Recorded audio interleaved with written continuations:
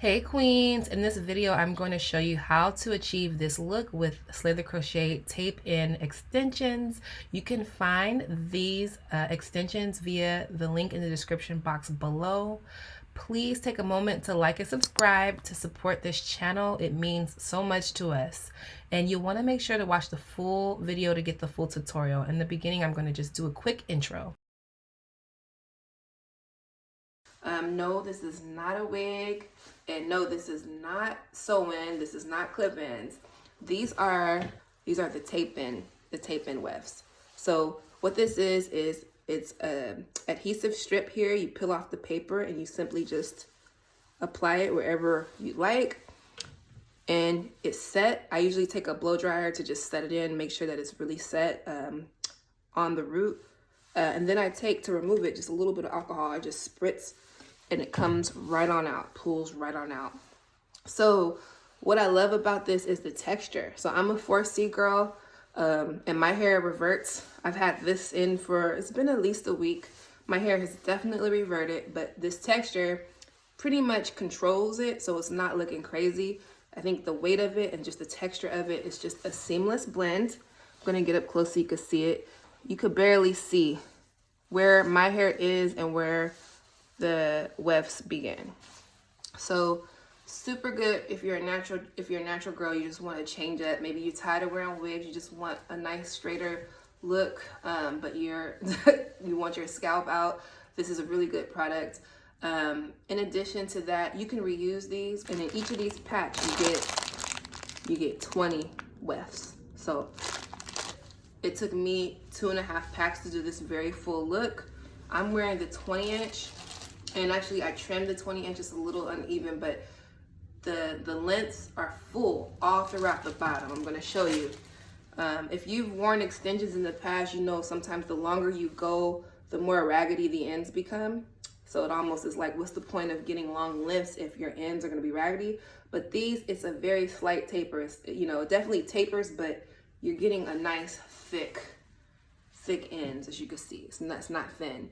Very flat installation because of the webs, as you can see, so thin.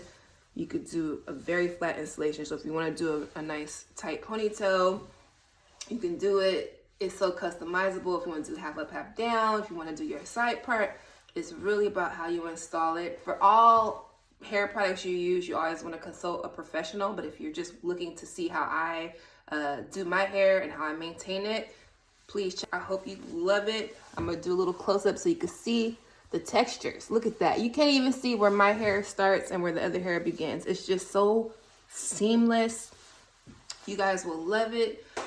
Please stay tuned, and I hope y'all all have a very blessed day. God bless y'all. Have a good one. Bye.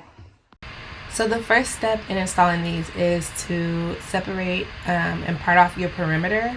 As you can see, mine is quite messy, but the way you install these really just depends on the styles that you want to wear. So for me, I like to wear a ponytail, and I like to wear my hair down with a part down the middle. So the way that I'm parting it is going to allow me to do that. Very important thing to note, you're going to see me install the weft in a second, is if you want these to be extra secure, please use a little bit of heat.